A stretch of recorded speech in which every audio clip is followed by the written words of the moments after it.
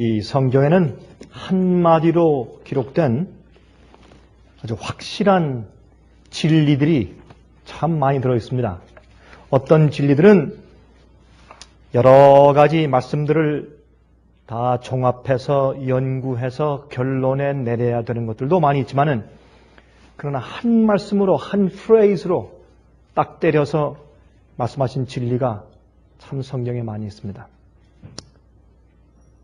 근데 그 중에 우리가 생각해 볼 여지 없이 아주 확실한 한 진리의 프레이즈가 간단한 문구가 있는데 그것은 성경은 피 흘림이 없으면 무엇이 없다 그랬습니까? 죄 사함이 없다라고 말씀하신 것입니다. 피 흘림이 없으면 죄 사함이 없다.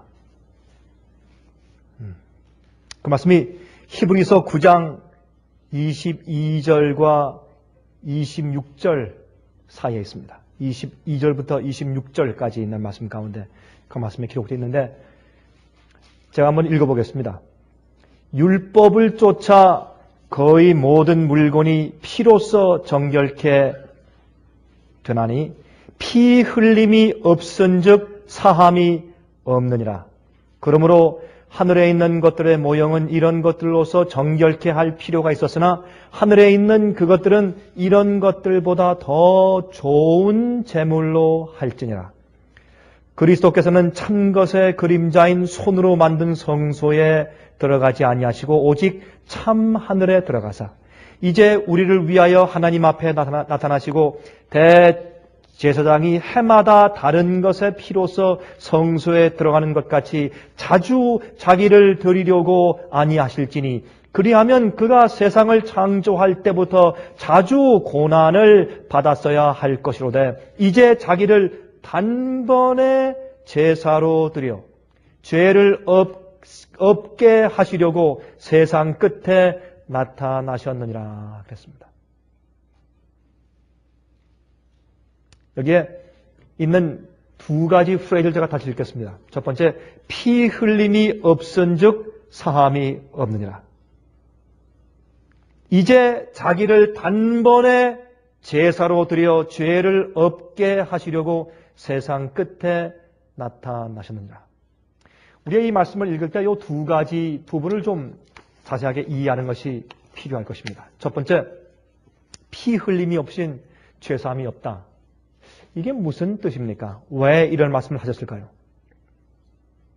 물론 우리가 지은 죄를 우리가 피 흘려야 할, 우리가 죽어야 할 그 입장의 죄의 대가를 대신 지불하심으로 예수님께서 피를 흘리셔서 대속하신 사실을 상징하는 이야기죠. 물론 그 말씀이 맞습니다. 그러나 그 속에 더 깊은 의미가 있는 것을 우리가 이해하게 됩니다. 그 말은 뭐냐면 이것은 성소 제도를 염두에 두고 하신 말씀이죠.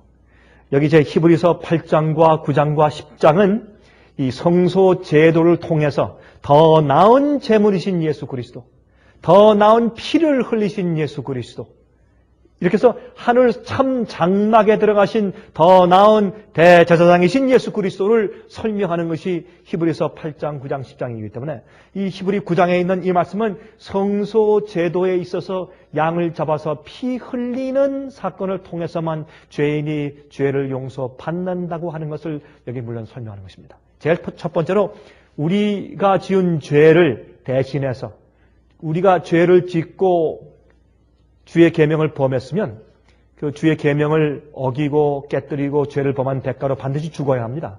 왜냐하면 이 법을 어긴 자를 그냥 놔두면 그 한 가지 실예가 되어서 온 우주에 하나님의 법의 고귀함과 절대적인 그 원칙과 중요성이 흐려져 버립니다. 다시 말해서 온 우주에 있는 거민들과 천사들이 하나님의 법칙이 뭐 그렇게 중요한 것이 아니구나. 주의 법칙이 뭐 그렇게 무서운 것 아니구나. 좀 어겨도 괜찮네.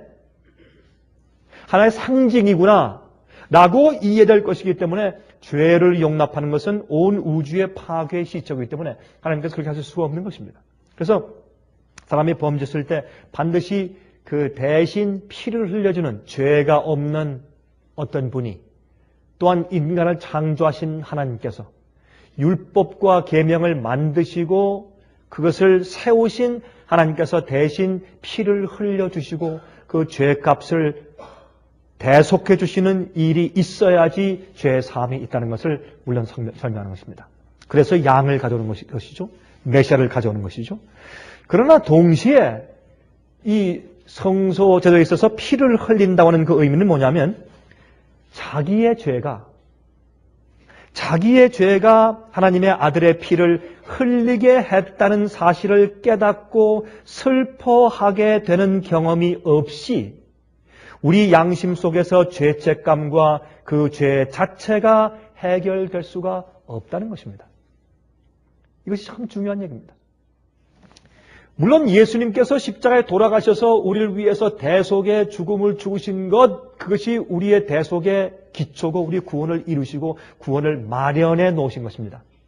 그러나 우리 쪽에서 그 아들의 피를 흘리게 한 죄가 바로 나의 죄라는 것을 깨닫고 내가 슬퍼하는 경험이 없이는, 다시 말해서 내가 양을 직접 죽이고 내가 양의 피를 흘리게 했다는 그 피를 흘리는 경험이 나의 경험화되기 전까지는 죄의 용서가 없다는 겁니다.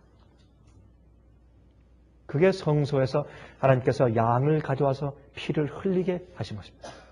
하나님께서 무슨 양이나 염소나 아니면 숫송아지 같은 그런 동물들이 피 흘려 죽는 것을 보시기 기뻐하실까요? 그럴 수가 없죠. 우리 인간들도 동물들이 죽는 것을 보고 가슴 아파하는데 어떻게 하나님께서 동물들의 죽는 모습을 보고 주님께서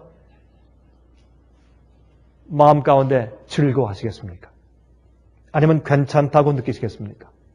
특별히 사람들이 이제 목을 따지 않습니까? 그 죄인이, 양을 데려간 죄인이 그 머리 위에 손을 얹고 자기 죄를 다 고백한 다음에 그 다음에 자기 품속에서 조그만 단돌 꺼내서 그 양의 목을 따는 것입니다. 이쪽 귀에서 이쪽 귀까지 쭉 목을 따는 것입니다. 그래서 그 양이 피를 흘리고 죽는 모습 볼 때 하나님께서 무엇이 즐거우시겠습니까? 하나님께서 생명이 있는 이 동물의 죽음을 보시면서도 마음이 아프시고 또한 좋지 않으신 것입니다. 그러나 그 수많은, 그 수백만, 수천만 마리 되는 양들과 그 짐승들이 죽었지 않겠습니까? 성소 봉사 제도를 통해서. 그 많은 짐승이 죽을 때 주님께서 그 양들을 죽게 하신 이유는 그렇게 하심으로 그 마음이 완악하고 딱딱하고 형식적으로만 가득 찬 그 이스라엘 백성들과 유대인들이 그 양의 목을 따면서 하나님의 사랑을 조금이라도 깨달을까 하는 그런 소원에서 양을 잡게 하신 겁니다. 그들이 양을 따고 목을 딸 때 그때 피를 흘리는 걸 보면서 내 죄는 내가 지었는데 왜 죄 없는 양이 대신 죽을까? 그 양이 죽으면서 눈을 크게 뜨면서 마치 입을 딱 벌리면서 내가 무슨 잘못을 했길래 나를 죽이십니까? 하는 그런 항의하는 듯이 놀라서 양이 바로 떨면서 피를 흘리며 죽는 모습을 볼 때 이 피를 흘림이 없이는 죄사함이 없는 겁니다. 피를 흘리는 것을 보면서 이 죄인의 마음 가운데 양심의 가책이 생기는 것입니다. 구속의 의미가 이해되는 것입니다. 왜 그럴까? 그리고 마음이 아파지는 것입니다. 나의 용서와 나의 구원을 위해서 어떤 다른 죄 없는 자가 돌아가야 합니다. 피를 흘려야 합니다. 그래서 그 피 흘림이 없이는 죄 사함이 없어요. 그 말은 피 흘리는 그 일을 내가 하고 내가 했다고 느끼는 순간에 또 내가 그 일을 자행하는 것을 내가 느낄 때 그때 마음이 아파서 죄 자체에 대한 슬픔이 생기는 것입니다. 그렇게 해서 죄를 슬퍼하는 마음이 생길 때야 드디어 양심을 더럽히고 있는 죄책감과 그 죄 자체가 마음속에서 녹아나가고 해결되는 것입니다. 그래서 피 흘림이 없이는 사함이 없다고 성경에 말씀하는 것입니다. 하나님께서 그렇게 많은 양들과 짐승을 그렇게 죽임당하도록 내어주신 이유는 그렇게 완악한 인간의 마음이 그 장면을 보면서 좀 깨어나서 하나님의 구속의 사랑을 좀 이해할 수 있도록 하기 위해서 양들과 염소를 그렇게 많이 죽도록 허용하신 것입니다. 그런데 이 유대인들은 말이죠. 내가 죄를 지으면 내 집 뒤뜰에 양들 많이 있어. 나 부자인데 뭐. 염소도 많이 있고. 내가 또 죄 지으면 또 한 마리 끌고 가면 되지. 이렇게 해서 피 흘리는 일을 형식화시킨 백성들을 우리가 버림받은 하나님의 선택된 민족이라고 부르는 것입니다. 이것은 복음의 경험과 관계가 있는 것입니다. 그들이 그렇게 귀중하고 놀라운 성소 봉사 제도를 계속 경험하고 복음을 듣고 이해했지만, 그러나 그것을 그들 가슴과 마음속에 가져갈 수 있는 피를 흘리는 그 경험으로 자기들 가슴속에 가져가지 못했기 때문에 그들은 복음을 체험하지 못했고, 결국은 그들이 예수 그리스도의 십자가를 보고도 그들이 영원히 멸망당해 죽어간 것입니다.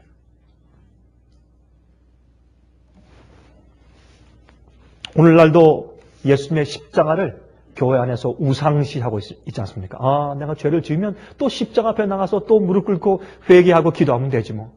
이렇게 얘기해서 피를 흘리는 일이 없으면 죄 사함이 없다는 그 의미가 무엇인지 마음속으로 가져가서 경험하지 못하는 그리스도인들이 얼마나 많이 있는지 모릅니다. 그래서 성소가 타락할 때 마치 양을 가져가서 제사하는 그 자체가 그들을 구원하는 것처럼 그들이 느끼게 된 것입니다. 아닙니다. 양은 이미 양이 죽는 그 대가로 내 구원이 마련되었지만은 그 피 흘리는 일이 내 가슴 속에 있기 전에는 구원이 없는 겁니다. 이것은 굉장히 중요한 이해인데, 다시 말해서 예수님께서 십자가 위에서 수백 번 돌아가셨을지라도 예수님의 돌아가신 그 이유가, 예수님을 돌아가게 하신 그 피를 흘리게 하신 그 이유가 내 죄라고는 사실을 인지하고 내 속에서 내가 예수를 피를 흘리게 했다는 경험을 내 가슴 속에 하지 못하면 죄에 대한 슬픔이 있기 전까지는 죄 사함이 없다는 것입니다. 그러면 예수님의 십자가에 돌아가심 못지않게 중요한 것은 하늘 성소에서 예수님께서 우리 인간들을 구원하시기 위해서 역사하시는 중보사업입니다. 예수님의 중보사업은 각각 개인들에게 예수님의 십자가를 바라보고 어린 양이신 예수님의 죽음을 바라볼 때 그 죽음과 피를 흘린 사실이 바로 내 죄 때문이라는 사실을 깨닫게 하고 죄에 대한 슬픔을 갖게 하는 그 거룩한 성령의 역사를 베푸는 것이 바로 예수님의 중보사업입니다. 그래서 이 중보사업이 없이는 예수님의 십자가가 무효하게 되는 것입니다. 오늘날 기독교회가 예수님의 십자가에만 연연하면서 지금 현재 하늘 지성소에서 아니면 또 성소에서 봉사하셨고 봉사하시는 예수님의 현재 주소를 그렇게 무시하고 이해하지 못하는 이유가 바로 거기에 있는 것입니다. 옛날에 유대인들이 꼭 그랬습니다. 양만 끌고 가면 다 되는 줄 알았습니다. 십자가면 다 되는 줄 알고 있습니다. 아닙니다. 십자가에서 이루어진 그 사건이 나와 무슨 관계가 있는지 내 개인적인 체험이 되어야 하는 것입니다. 여러분, 그래서 그 당시에 유대인들 사회 예수님께서 그 당시 성소 정결을 2번 하셨습니다. 예수님의 봉사 기간 초기에 한 번 하셨고 후기 끝 무렵에 한 번 하셨습니다. 2번 성소 정결을 하실 때 그거 왜 하셨습니까? 성소를 정결케 할 때 여러분 가만히 보세요. 성소 정결케 하는 일은 복음을 정결케 하신 것이요. 복음 사업을. 그들은 복음 사업을 어떻게 했냐면 사람들이 돈을 가지고 와서 성소에 바치면 구원이 이루어지는 것처럼 해서 성전세를 받았어요.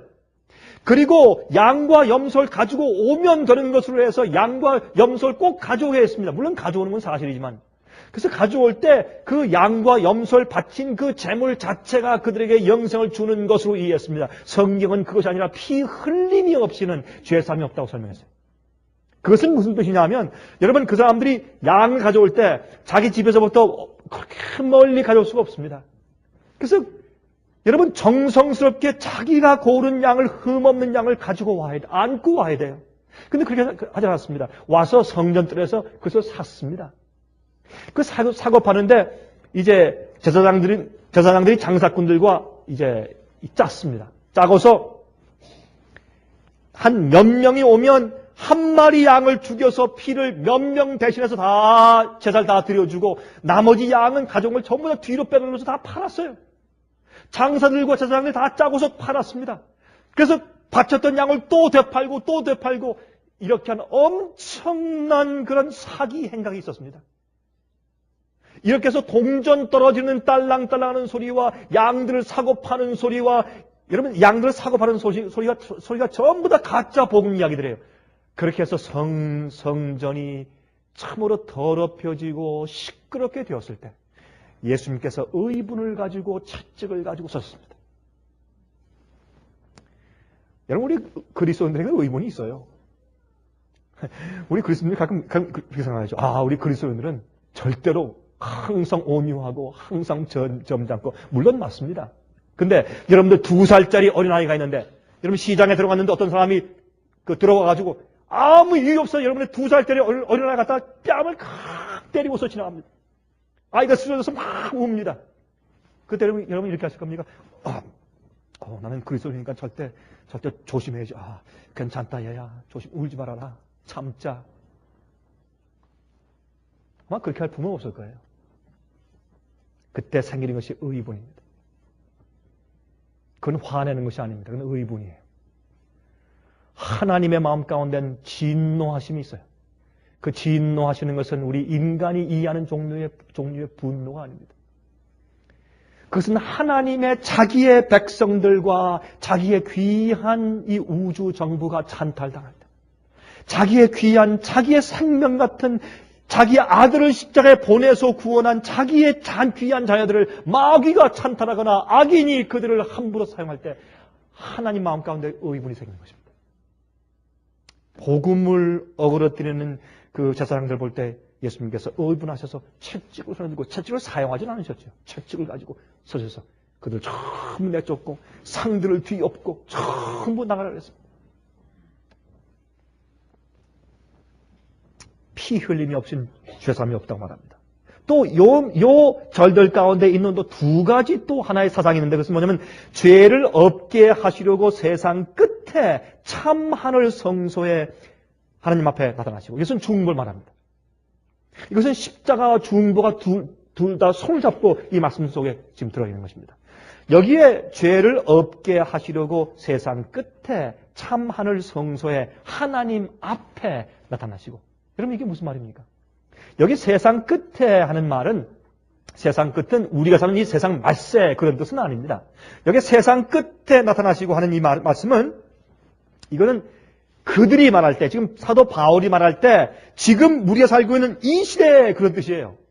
이거는 무슨 뜻이냐면, 역사가 쭉 흘러오면 현재 우리가 살고 있는 이 시대가 세상 끝 아니에요. 지금 요 흘러내려온 그 역사의 마지막 부분, 현재 우리가 지금 경험하는 이 시대 그런 뜻이에요.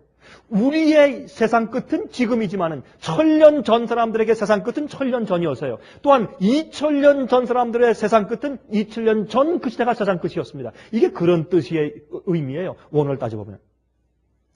그래서 이게 무슨 말씀이냐면, 예수님께서 단번에 당신의 피를 흘리시고 자기 피를 가지고 하늘 성소에 들어가셔서 이제부터는 구원을 마련하시고 구속을 준비하신 예수님께서 각 개인들에게 그 구원을 이루시게 하기 위해서, 그 구원을 효험 있도록 하기 위해서 주님께서 중보 사업을 시작하시는 것을 말씀하시는 것입니다. 누구 앞에서? 하나님 아버지 앞에서. 왜 하나님 아버지 앞에서요? 하나님 아버지와 죄인들을 화목시키는 것입니다. 그것이 중보 사업이고 그것이 구속이고 그것이 구원입니다. 예수님의 십자가 위에서 구원이 마련되고 준비되었으며, 예수님의 중보 사업을 통해서 드디어 각 개개인들이 그 효험을 받아서 이젠 하나님과 화목되어 주님의 구속과 구원 속으로 들어가는 것입니다. 이것이 복음의 이야기입니다. 이것을 이해하지 못하는 사람들은 엉터리 복음을 가르치고, 많은 사람들이 엉터리 복음 속에서 마치 유대인들이 양을 가지고 가면 그 양 자체가 구원을 이루어주는 것처럼 오해하고 사는 것입니다. 그러나 성경은 말하기를 피 흘림이 없이는, 아무리 양을 수만 마리 가져갔을지라도 그 양을 목을 따고 죽이면서 죄 없는 양이 내 죄 위에 돌아가신 사실을 인식하고 죄에 대해서 슬퍼하는 마음을 느낄 때 드디어 구원이 그 죄인의 마음속에서 이루어지는 것입니다. 근데 그 일을 하도록 도와주는 일이 바로 예수 그리스도의 중보 사업이라, 그것을 성경이 지금 설명하고 있는 것입니다. 십자가로 구속이 끝나는 것이 아닙니다. 중보는 변호사와 같은 역할인데, 죄가 계속되는 한, 죄가 계속 진행되는 한, 또한 마귀의 고소가 계속되는 한 중보자가 필요해요. 변호사가 필요합니다. 누가 아무리 우리가 한 번으로 이겼다고 할지라도 계속적으로 고소가 들어오는 한 우린 변호사를 사야 돼요. 이건 변호사가 없이는 법정할 수가 없습니다. 마찬가지입니다. 그래서 이 마귀의 고소가 계속 있는 한, 죄가 계속 진행되고 있는 한 변호사가, 중보자가 우리에게 필요한 것입니다. 히브리서 4장 15절과 16절에 말씀했습니다. 우리에게 있는 대제사장은 우리 연약함을 체휼하지 아니하는 자가 아니요 모든 일에 우리와 한결같이 시험을 받은 자로되 죄는 없으시니라. 그러므로 우리가 긍휼하심을 받고 때를 따라 돕는 은혜를 얻기 위하여 은혜 보좌 앞에 담대히 나아갈 것이라. 여러분 여기 보니까 그리스도인들이 어떻게 예수님의 십자가의 보혈의 은혜로 구원이 끝났다라는 의미보다 우리가 어떻게 해요? 한결같이 때를 따라 돕는 은혜를 얻기 위해서 은혜 보좌 앞에 담대히 나가라. 언제? 항상. 그러므로 십자가의 보혈로 구원받은 우리를 계속해서 도와주셔야 합니다. 그러므로 구속사업은 현재 진행 중이고 죄의 문제가 해결되고 없어질 때까지 계속되어야 합니다.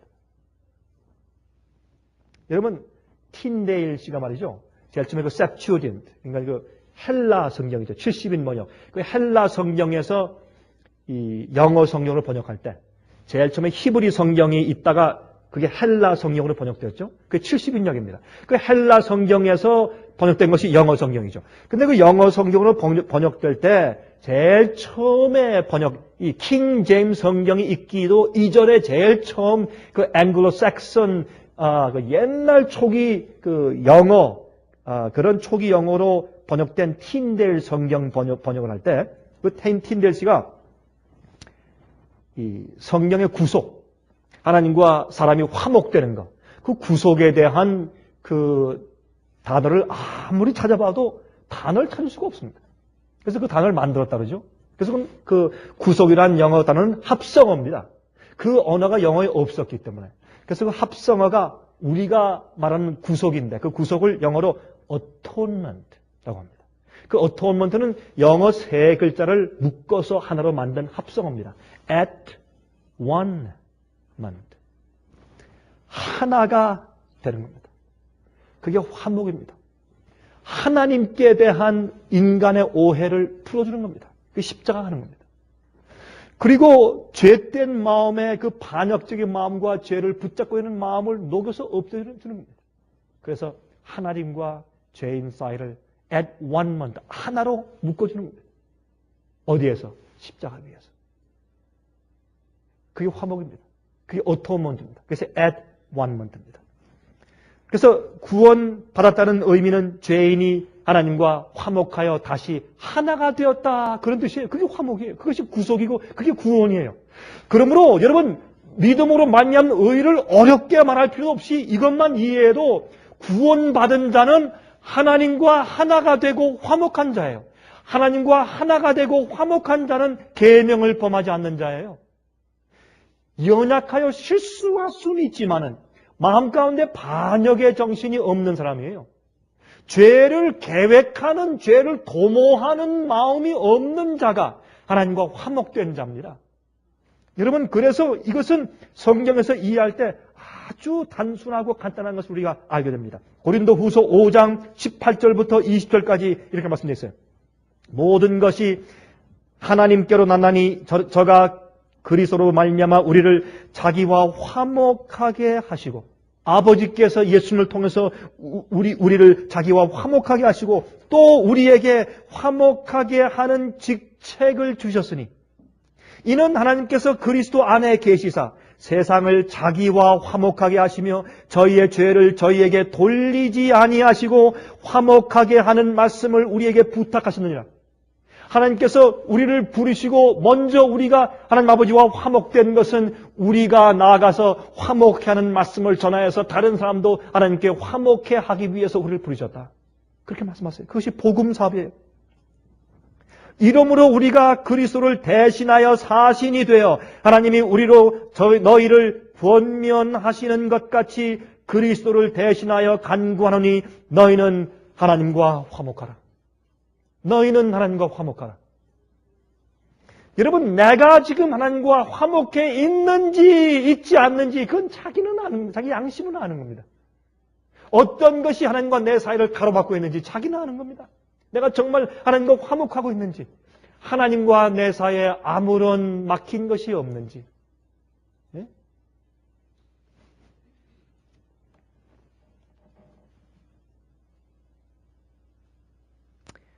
영어 찬송 가운데 그런 찬송이 있습니다.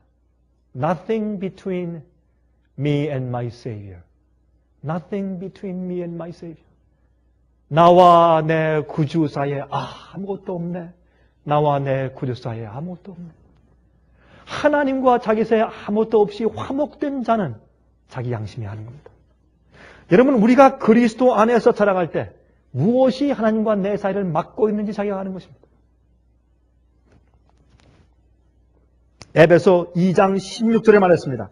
또 십자가로 이 둘을 한 몸으로 하나님과 화목하게 하려 하심이라. 이것이 중보사업이에요. 주님께서 우리를 하나님 아버지와 하나가 되게 하시는 것입니다. 하나님과 내 사이에 끼어있는 우상과 죄와 내가 회개치 않고 버리지 않은 죄악들이 끼어있으면 그 사람은 사실은 하나님과 화목된 자가 아닙니다. 마귀의 증인입니다. 근데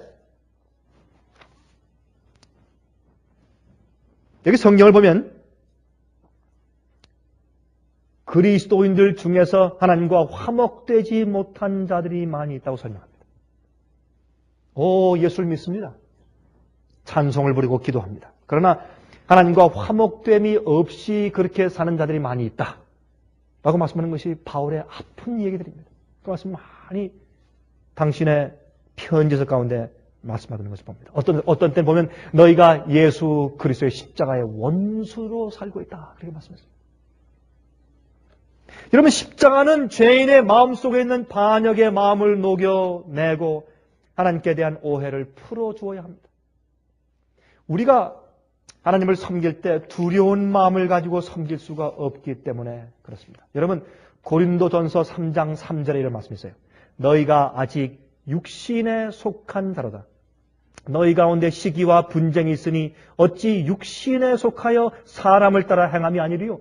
다시 말해서 우리가 육신에 속해 있을 때, 육신이 내 속에서 나를 주장할 때 우리는 하나님과 화목한 자가 아니라 그렇게 말씀합니다. 이 얘기는 교인들에게 한 얘기입니다. 믿지 않는 자들에게 한 얘기가 아니에요. 또 로마서 5장 10절과 11절에 다음과 같이 말씀했어요. 곧 우리가 원수 되었을 때 그 아들의 죽으심으로 말미암아 하나님으로 더불어 화목되었은즉 화목된 자로서는 더욱 그의 살으심을 인하여 구원을 얻을 것이니라. 이뿐 아니라 이제 우리로 화목을 얻게 하신 우리 주 예수 그리스도로 말미암아 하나님 안에서 또한 즐거워하느니라. 그러므로 예수님의 십자가는 우리의 구원을 마련하고 준비해 놓으셨습니다.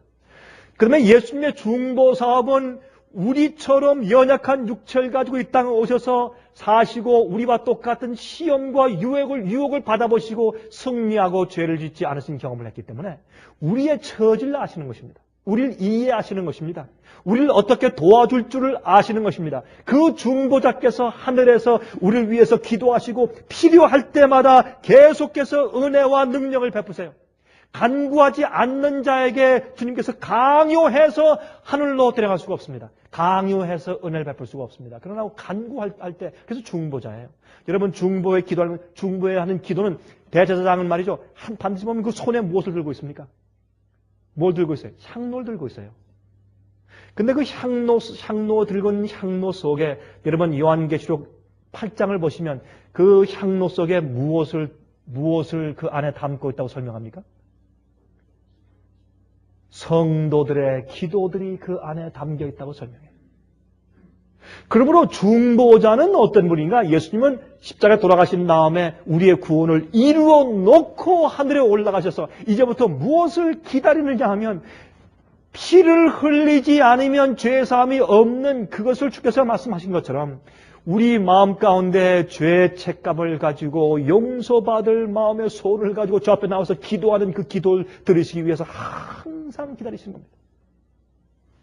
주님께서 이모저모로 이런 환경, 저런 환경, 이런 책, 저런 테이프, 저런 사람 만나게 하시고, 이런 어려움 당하게 하셔서 이모저모로 죄인들을 이리로 옮겨보고, 저리로 옮겨보고, 이런 입장에 가게 하고, 주님께서 계속 역사에서 그 양을 몰아서 꼭 그가 주 앞에 기도할 수밖에 없는 처지에 오도록 주님께서 그들을 계속 인도하시다가, 그 죄인의 입에서 입이 열려 주 앞에 기도하면 주님께서 얼른 그 기도를 받아서 그 죄인에게 필요한 은혜를 베푸시는 것입니다. 계속 베풀어서 그럴 때는 이렇게 하면 되고 이럴 때는 이렇게 하면 되고 그의 마음 가운데 마음을 더 강력하게 해주고 또한 마음에 감동을 끼쳐주고 마음에 후회하는 마음을 갖게 하고 다시는 그 죄를 짓고 싶지 않은 증오심을 갖게 하는 모든 것들을 성령의 은혜를 통해서 다 베풀어서 주시는 그 역사가 바로 중보입니다. 중보는 우리의 죄를 용서한다고 하는 그 직책뿐만 아니라 우리가 그 죄에 더 이상 빠지지 않고 하나님 아버지에 대한 오해가 풀리고 하나님과 화목되어서 하나 되게 하기 위해서 역사하는 모든 역사를 통틀어서 중보라고 말하는 것입니다. 그래서 우리가 화목된 자로서는 우리가 주님의 죽으심과 합해서 화목하게 되었으니 이젠 더욱 그의 살으심을 인해서 구원을 얻을 것이라. 항상 우리가 하나님과 화목된 자로서 즐거움 가운데 살아야 합니다. 구원의 즐거움, 용서의 기쁨이 없이는 구원의 즐거움이 없습니다. 화목은 하나님과 원수가 되는 일을 그치게 하는 것이에요. 하나님과 진정으로 화목되어 있지 않은 그리스도인들은 마귀가 하나님의 구속의 역사, 즉 십자가의 역사를 아무런 효용이 없는 것으로 만드는 증인들이 되는 것입니다. 우리가 하나님과 화목되어 있지 않으면, 잘 들으세요. 저 밖에 나가서 우리가 술 주정뱅이를 보는 것보다, 마약 중독자를 보는 것보다, 그들이 마귀의 좋은 증인 되는 것보다, 교회에서 멋진 옷을 입고 깨끗하게 하고 나와서 찬송하고 기도하지만은, 그러나 그 생애와 그들 마음 가운데 아직까지 죄를 정리한 경험이 없고 죄를 포기한 경험이 없고 우상을 가지고서 아직도 하나님과 화목되지 아니한 죄인들이 교회에 있으면 바로 그 그리스도인들이 마귀의 논리가 옳다고 증거하는 가장 강력한 증인이 된다고 말입니다. 주정뱅이가 아니에요. 하나님과 화목되지 않으면서도 화목된 것처럼 살고 있는 그리스도인처럼 강력한 마귀의 증인은 없다고 말이에요. 사실은 성경이 말하는 것은. 그래서 마귀는 현재 예수님의 하늘 성소의 중보 사업을 효용이 없게 만들고 구속의 역사를 아무런 효용이 없게 만드는 것이 마귀의 역사인데 그것은 구원을 얻었다고 믿으면서 내 마음 가운데 진심으로 하나님과 화목된 경험이 없는 그런 입장에 서게 하는 것이 마귀 역사인 것입니다. 자, 지금까지 말씀드린 것은 우리가 다 아는 얘기죠. 이건 다 아주 기본적으로 다 아는 얘기고 그래야 합니다. 근데 문제는 어디냐면 알지만 그게 안 된다는 데 문제가 있습니다.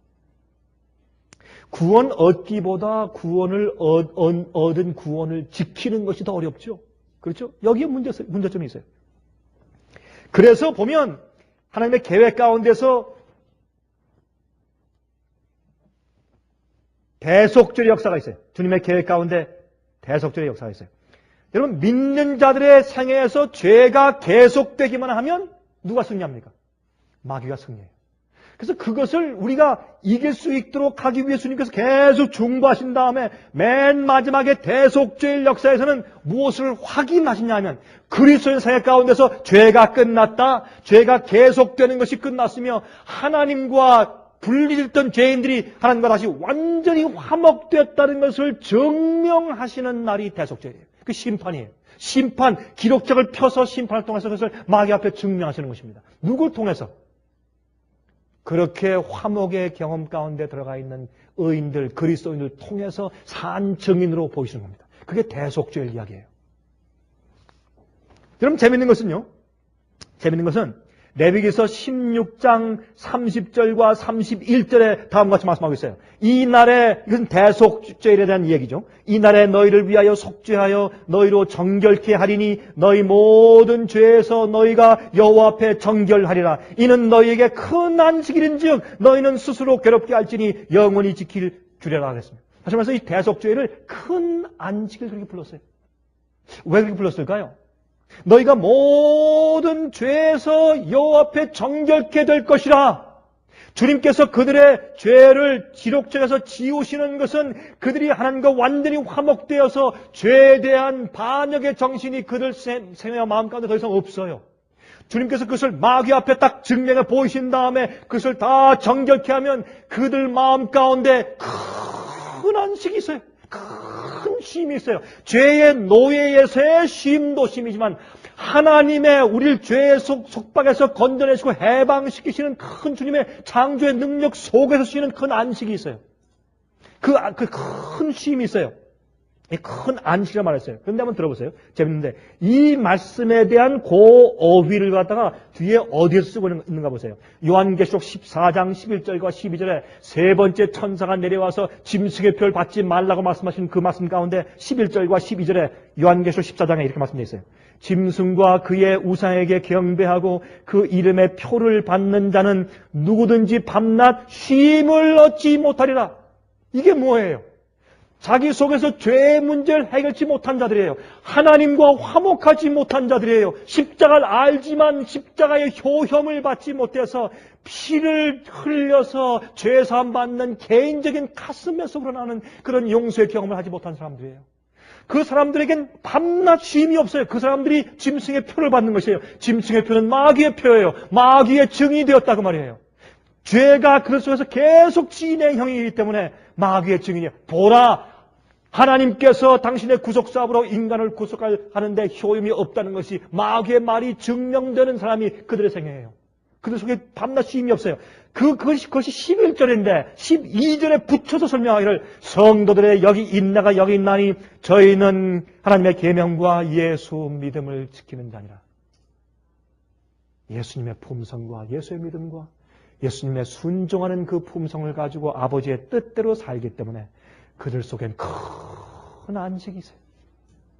죄로부터의 쉼이 있어요. 마귀의 속박으로부터 쉰 사람들이에요. 하나님의 능력 안에서 쉬는 것이에요. 큰 안식을 경험하는 사람들이에요. 이게. 여러분 로마서 1장 16절과 17절에는 복음에 대해서 설명하는데 이같이 설명하죠. 내가 복음을 부끄러워하지 아니하노니 이 복음은 모든 믿는 자에게 구원을 주시는 하나님의 능력이 됨이라. 첫째는 유대인에게요 또한 헬라인에게로다. 복음에는 하나님의 의가 나타나서 믿음으로 믿음에 이르게 하나니. 이게 무슨 말이에요? 점점 점진적에서 말하는 것이죠. 처음에 우리가 하나님과 화목하게 되는 것은 우리가 어린아이로 하기 때문에 아주 화목하는 것이 어떻게 해요? 처음엔 적을지 몰라요. 그러나 하나님을 아버지를 이해하는 마음과 주님의 사랑을 이해하는 마음과 피로 쇠산받는 경험이 점점 커질수록 이 믿음에서 더 큰 믿음으로 우리가 하나님과 화목하는 우리 마음의 경험이 점점 커져서 더 이상 죄나 마귀의 역사가 내 속에 발을 들여놓을 것이 전혀 없게 하나님을 아는 사랑으로 가득 차는 것입니다. 그게 사랑으로 역사하는 믿음이에요. 믿음에서 믿음으로 이르게 하나니 기록된 바 오직 의인은 믿음으로 말미암아 살리라 것 같으니라. 그래서 믿음으로 우리 마음의 믿음의 의의 경험이 점점 커지고 높이 올라가는 것입니다. 점점 더 계속적으로 하나님과 점점 더 크게 더 화목되어 나가는 경험을 말하는데 그래서 성경은 사랑으로 역사하는 믿음 그렇게 말했어요. 자, 우리 사실을 조금 더 이제부터 제가 예증을 좀 들어가면서 좀 설명을 좀 이제 드리려고 합니다. 이제부터는. 그러면 우리가 무엇이 우리를 하나님과 화목하게 만드냐 말입니다. 무엇이? 심판의 두려움이 우리가 하나님과 화목하게 만들까요? 아닙니다. 보상 심리가요? 아닙니다. 두려워서 드리는 순종은 그 동기가 이기적입니다. 심판과 예수님의 재림이 없다고 할지라도 하나님을 따라가며 순종할 수 있게 되어야 합니다. 여러분 이해하시죠? 무슨 말인지. 예수님의 재림이 없다. 심판도 없다. 그럴지라도 우리가 주님의 뜻대로 사랑하며 뜻대로 살아갈 수가 있어야 합니다. 그것이 참된 믿음입니다. 심판이 없다. 예수님의 재림이 없을 것이다. 그렇게 됐을 때 그러면 뭐 나 꼭 그렇게 할 필요가 뭐가 있어. 대부분 이렇게 되는 겁니다. 그래서 우리가 어린 아이의 믿음에서 점점 높이 올라가는 것입니다. 제일 처음엔 엄마 아빠의 회초리 때문에 순종하던 어린아이가 점점 장성하면서 나중에 눈물이 글썽하면서 엄마 아버지가 그렇게 자기를 교육시켜 준 것 때문에 감사해서 그것이 의롭기 때문에, 그것이 옳기 때문에, 그것이 정의이기 때문에, 그것이 표준이기 때문에, 그것이 원칙이기 때문에, 그렇게 해야 되기 때문에, 또 어머니 아버지의 말씀이 옳기 때문에, 어머니 아버지를 사랑하기 때문에 그렇게 해나가는 것이 그것이 장성한 믿음인 겁니다. 여러분, 이 우스운 이야기만 한번 좀 해보십시다. 결혼하는 신부가 왜 결혼을 합니까? 아마 이렇게 설문지를 돌릴 때 신부들이 이렇게 답변했다고 좀 가정해 보십시다. 내가 그 쇼핑 윈도우에 있는 그 예쁜 신부 옷을 입고 싶어서요. 그러면 우리 어떻게 느끼겠습니까? 좀 정신 나간 신부 아니겠습니까? 좀 덜 떨어진 신부라고 느껴지겠죠? 아이고, 좀 행복하긴 틀렸다. 이런 마음이 들겠죠? 아니면, 내 친구 결혼식에 가니까 큰 웨딩 케이크. 그거 한번 잘라서 큰 맛있는 케이크 한번 막 먹고 싶어서 그렇게 답변했다면. 어떻습니까? 한번 잘 들으겠죠? 아이고, 목사님, 그건 말도 안 되는 예정을 드십니까? 사실이 그래요, 근데. 우리 생활 가운데 그래요. 하늘이 그리워서. 새 예루살렘의 거민이 되기 위해서. 큰 기업을 얻기 위해서. 보상을 받기 위해서. 똑같은 얘기 아닙니까? 여러분, 그런데 예쁜 옷을 입고 한번 말취해보기 위해서 또 그 웨딩 케이크를 잘라서 그 맛있는 케이크를 좀 맛 좀 보기 위해서 그런 동기를 가지고 결혼식에 가는 사람도 있어요. 누구예요? 플라워 걸. 예? 꽃 뿌리며 들어가는 조그만 어린아이. 그런 동기로 가요. 나 싫어, 엄마. 너 가면 있잖아. 그 웨딩 케이크 이거 있지. 너 2개 줄게. 참 맛있다. 그래. 저거 꼭 2개 줄 거지. 그래, 2개 줄게. 너 그리고 널 위해서 예쁜 옷 만들어줄게. 신부 옷처럼 예쁜 옷 만들어줄게. 정말이야, 엄마? 나 싫은데 거기에 꽃도 달아줄게. 정말이야? 그래. 그래서 가는 겁니다. 꽃을 뿌리며. 결혼식에 참석해서 웨딩 마치를 해요. 그러나 신부가 아닙니다. 여러분, 이거는 심각한 얘기입니다. 사실은. 또 어떤 신부가 이렇게 답변했습니다. 다이아몬드 결혼 반지와 선물을 갖고 싶어서. 이런 사람은 신부가 아닙니다. 그것은 어린 아이 쪽에 하는 이야기죠. 왜 결혼합니까? 신랑을 사랑하니까. 그와 함께 살고 싶어서. 그가 세상 어디로 가든지 따라가고 싶으니까. 어린 양이 어디로 가든지 따라가는 자들이다. 이게 신부 아닙니까? 그래서 오늘날 세상의 복음과 복음에 대한 경험이 얼마나 잘못 곡해되어 있는지 이렇게만 생각해도 알 수가 있어요. 얼마나 많은 사람들이 두려움의 동기에서 따르고 있으며 또한 보상의 심리에서 주님을 따르고 있습니까? 그래서 그들은 실제로 하나님과 화목되는 경험이 있을 수가 없습니다. 그는 마음과 마음이 하나님과 통할 수가 없는 것입니다. 그래서 그들은 사실은 어떤 의미에서 신앙생활이 굉장히 힘든 겁니다. 다리를 질질 끌고 따라가고 있는 것입니다. 그러나 여기에 참된 동기가 나오는데 그것은 고린도후서 5장 13절부터 15절까지 말합니다. 한번 들어보세요. 이건 바울이 말합니다. 우리가 만일 미쳤어도 하나님을 위한 것이요. 만일 정신이 온전하여도 너희를 위한 것이니 그리스도의 사랑이 우리를 강권하시는도다. 우리가 생각컨대 한 사람이 모든 사람을 대신하여 죽었은즉 모든 사람이 죽은 것이라. 저가 모든 사람을 대신하여 죽으심은 산자로 하여금 다시는 저희 자신을 위하여 살지 않고 오직 저희를 대신하여 죽었다가 다시 사신 자를 위하여 살게 하려 하심이라. 얼마나 하나님과 화목되었으면 더 이상 사는 것이 날 위해 사는 것이 아니라 하나님만 위해 사는 것이에요. 거기에 아까운 것이 무엇이 있고 희생하지 못할 것이 무엇이 있으며 하지 못할 것이 무엇이 있어요? 이것이 우리의 의의 행위가 되어야 돼요. 그래서 계시록 19장 7절 8절에 말씀하기를 우리가 즐거워하고 크게 기뻐하여 그에게 영광을 돌리세 어린 양의 혼인 기약이 이르렀고 그 아내가 예비하였으니 그에게 허락하사 빛나고 깨끗한 세마포를 입게 하셨은즉 이 세마포는 성도들의 옳은 행실이로다 하더라. 그들 마음이 하나님과 화목되어서 그들이 하는 일들은 하나님께서 그들 마음 가운데 성령을 얻어주신 충동을 그저 이행해 나가는 것입니다. 성도들의 옳은 행위로 옷을 입었어요. 하나님과 화목된 자들이에요. 하나님을 향한 사랑의 동기가 화목을 이루고 구속을 만드는 것입니다. 하나님과 하나를 at one moment이에요. 한 군데 만나 모여서 하나 되는 겁니다. 십자가 위에서 하나님과 인간이 만나서 거기서 하나가 되는 겁니다. 하나님이 세상을 이처럼 사랑하사 독생을 주셨어요. 아버지가 어떤 분인지 우리가 조금씩 눈을 떠서 이해하기 시작하는 것입니다. 죄와의 투쟁의 승리는 사랑의 힘으로만 가능합니다. 그래서 십자가를 덮으셨어요. 예수님께서 이 땅에 오셔서 돌아가시는 방법이 많이 있어요. 그러나 구태여 그렇게 끔찍한 십자가의 죽음을 택하셔서 그렇게 죽으시고 십자가에 들리신 것은 모든 사람을 하나님께로 이끌어서 화목해 하시기 위해서, 이끄시기 위해서. 여러분 과거에요. 오기로 순교당한 사람들이 많이 있었을 겁니다. 여러분 정말 생각해요. 저기 수백만 명, 5천만 명 이상의 순교자들이 중세기에 있었다 그래요. 근데 그 사람들 가운데서 오기로 순교당한 사람들이 많이 있었을 것입니다.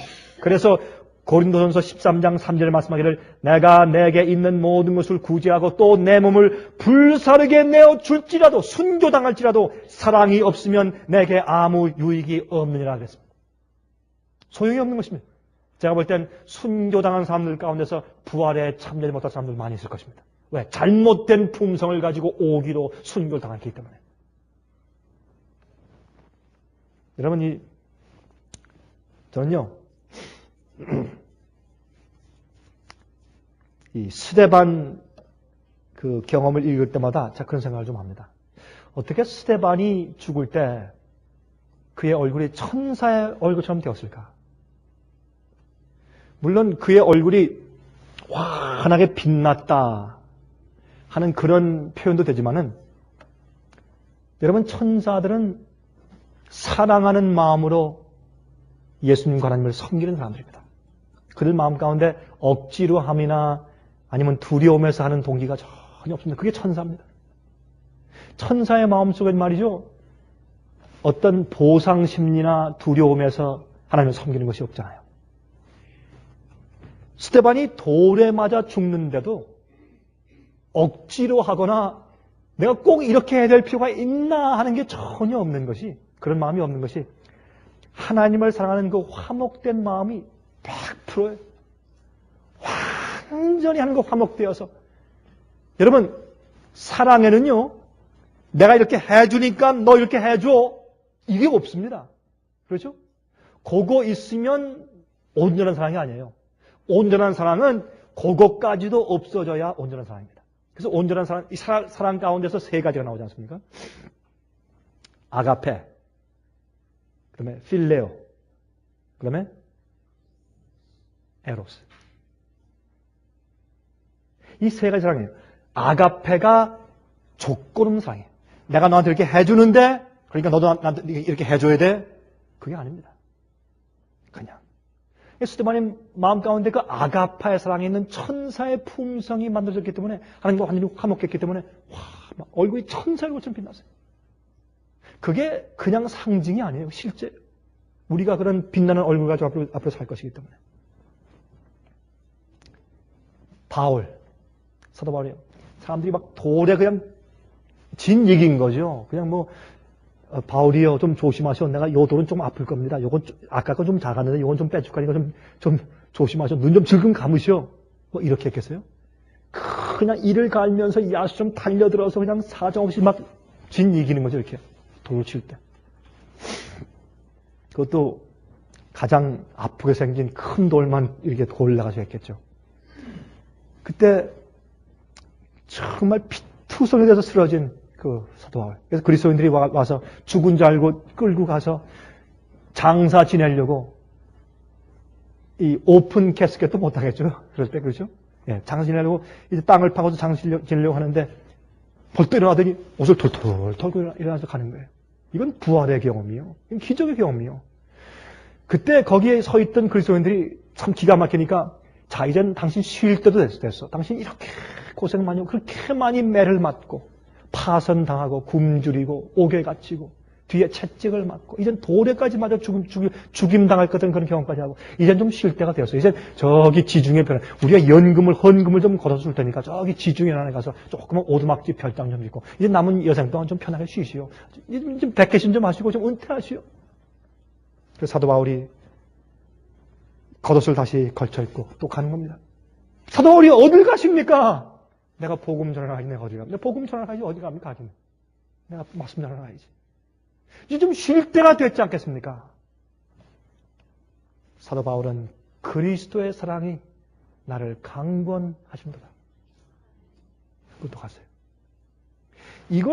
이게 복음의 경험이고, 이런 마음의 경험을 가지면은, 이거 하지 말라, 저거 하지 말라, 이렇게 따지는 게 맞느냐, 무슨 계명 순종, 이런 마음이 생기잖아요. 내가 지금 전부 다 바치라 그러느냐, 이런 불편이 있을 수가 없어요. 인색한 마음이 들어올 수가 없어요. 윈 형제가 있습니다. 한문으로 구루 문자인데 원래 이 한문으로 중국 이름은 리우찌닝 목사인데 이 윈 형제라고 이제 별명인데 이 사람은 1980년대 중국의 지하교회 운동을 열심히 한 사람 가운데 한 사람인 것 같습니다. 제가 최근에 이제 그 책을 좀 얻어가지고 좀 쭉 읽어보니까 이 삼작교회, 오픈처치, 이 국가에서 인정하는 교회가 되게 싫다고 반대하고 공개적으로 반대했어요. 그래서 제가 볼 땐 이분이 그냥 조용히 이렇게 몰래 숨어 다니는 것보다 공개적으로 지도자들한테도 막 가서 항변하고 막 이런 아주 대담한 그런 일들을 했어요.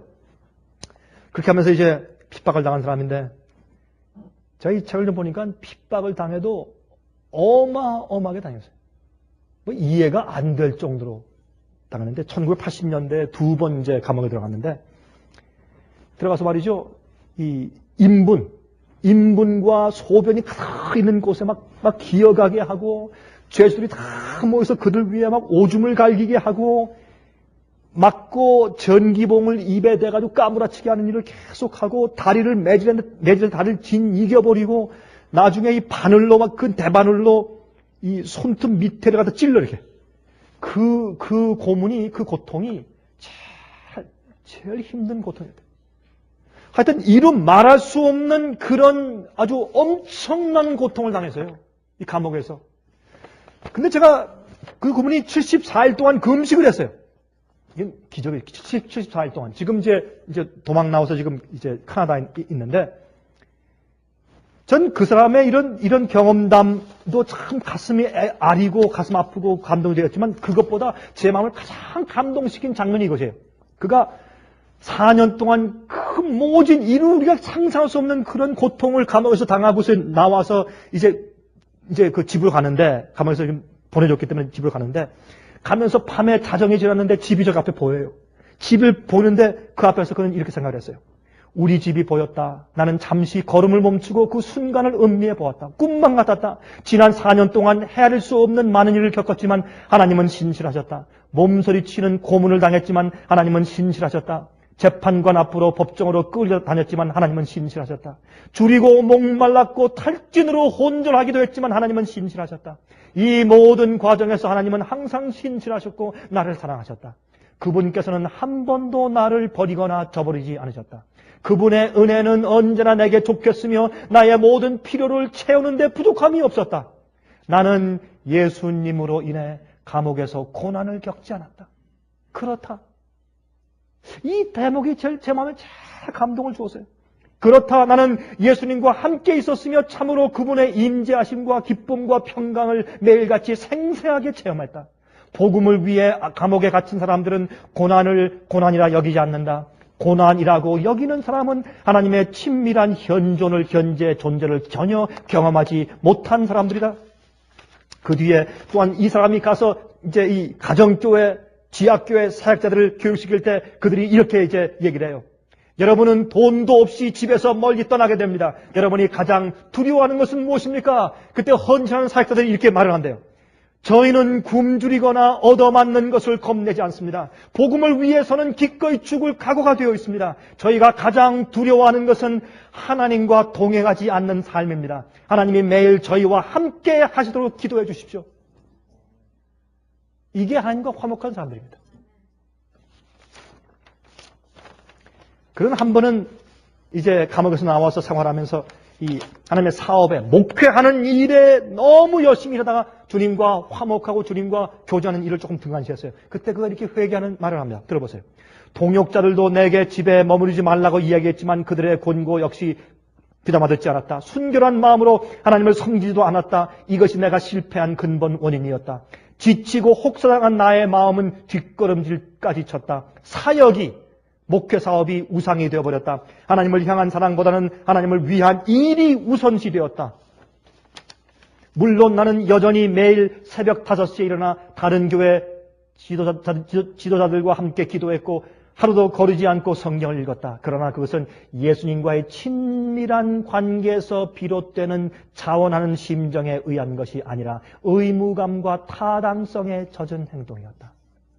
나는 주님과 아내와 동역자들에게 불순종하고 무례를 범했기에 두 번째로 감옥에 갇히게 되었다. 주님은 사역으로 탈진해 있는 나를 보시고 당분간 철장에 들어가 당신의 품에서 휴식을 취하면서 내면의 영적 생활을 가다듬도록 은혜를 배려해 주신 것이었다.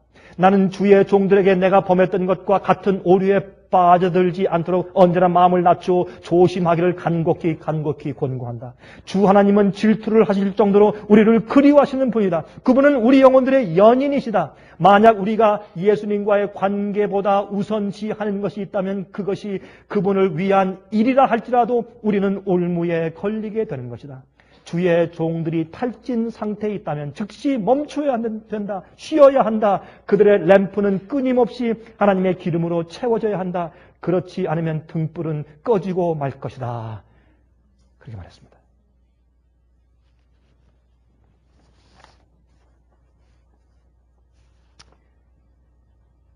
만약 우리가 예수님과의 관계보다 우선시한 것이 있다면 그것이 그분을 위한 일이라 할지라도 우리는 올무에 걸리게 되는 것이다.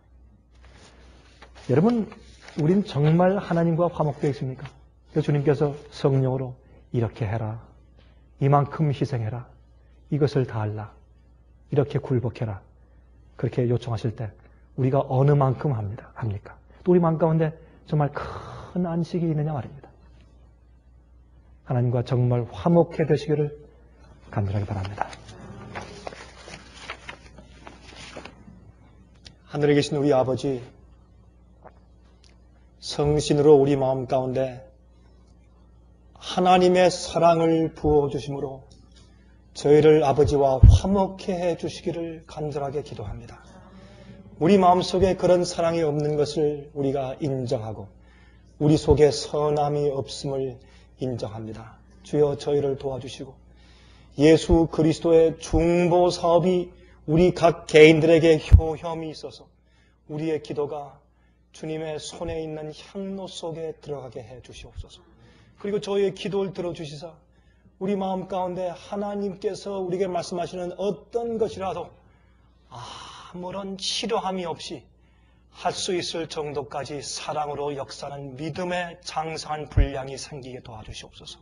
우리가 믿음에서 믿음에 이르기를 원하오니 주여 저희를 도와주시옵소서. 예수 그리스도의 거룩하신 이름으로 간절하게 기도합니다. 아멘.